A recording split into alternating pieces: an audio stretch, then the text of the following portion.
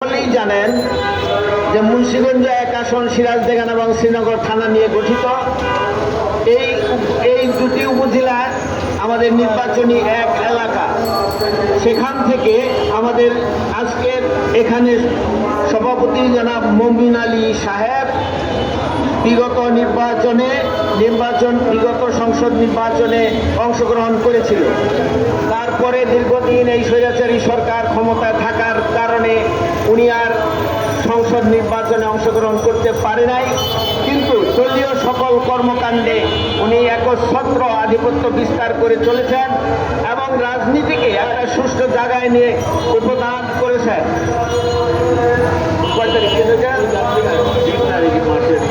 মার্চের 20 তারিখে, মার্চ মাসের 20 তারিখে 1923 সালে উনি আমাদেরকে আমন্ত্রণ জানিয়েছিলেন রাজনৈতিক আলোচনার জন্য। তো সেখানে আমরা বনানী ক্লাবে তার আমন্ত্রণে উপস্থিত হই এবং আলোচনার শেষে আমরা খাবার দাবারের প্রস্তুতি নিচ্ছিলাম। ঠিক সেই মুহূর্তে অতর্কিতে টিভি, পুলিশ, র্যাব এবং অন্যান্য গোয়েন্দা সংস্থার লোকজন আমাদের ওই হোটেলকে ঘেরাও করে এবং আমাদের 54 জনকে গ্রেপ্তার করে ডিবি কার্যালয়ে নিয়ে যায়। সেখানে আমাদেরকে 2 দিনের রিমান্ড দেওয়া হয়। তারপরে নির্যাতনের বর্ণনা আমরা করতে চাই না, তবে যেটা লক্ষণীয়, যেটা সবার কাছে অত্যন্ত ঘৃণাভরে আমরা লক্ষ্য করেছি, সেটা হলো আমাদেরকে ডান্ডা বেড়ে লাগানো হয়েছিল। কোর্টে নিয়ে আমাদেরকে পৈশাচিকভাবে উপস্থিত করা হয়েছিল। এগুলি সবাই জানে। আমাদের এই ব্যাপার সারা বাংলাদেশ ব্যাপী রাজনৈতিক অঙ্গনে আলোচনার সৃষ্টি করেছে। সারা বিশ্বে বিভিন্ন মিডিয়ায় এই ঘটনাটি আলোচনায় মুন্সিগঞ্জ জেলার কৃতি সন্তান শ্রীনগর থানার পর্যন্ত 2বার উপজেলার চেয়ারম্যান, শ্রীনগর থানার 2বারের সভাপতি, উপজেলার সভাপতি এবং উপনির্বাচনের প্রার্থী,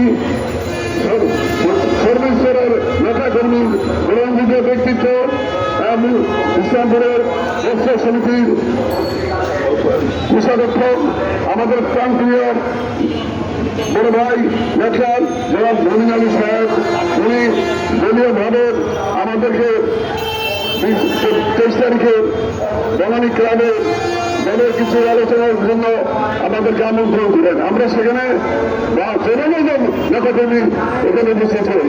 আমরা শান্তিপূর্ণভাবে সেখানে এবং মহিলা ভাই আমাদেরকে কিছু দিক নির্দেশনা দেন দলের স্বার্থে। সেখানে হঠাৎ করে আমরা যখনই বিদায় রজনী আমাদের শুরু হয়, সেই মুহূর্তে তিনি কুখ্যাত সিভিলের লোকজন নিয়ে আমাদেরকে ঘেরাও করেছিলেন। আমরা হতাহত হয়ে যাই। বিষয়টা কি? আমরা প্রশ্ন বলে কোনো কথা নাই, সবাই চুপচাপ থাকেন, সকলকে ডিবি কার্যালয়ে যেতে হবে। আমাদেরকে নিয়ে সেখানে মিথ্যা মামলা, বিভিন্ন তাদের ধারা দিয়ে একটি মামলা রুজু করেন এবং রিমান্ডে আমাদেরকে বিভিন্নভাবে নিজেদের অকথ্য ভাষায় গালি করেন। এই কুখ্যাত হারানোর আমরা ফাঁসি চাই, বিচার চাই।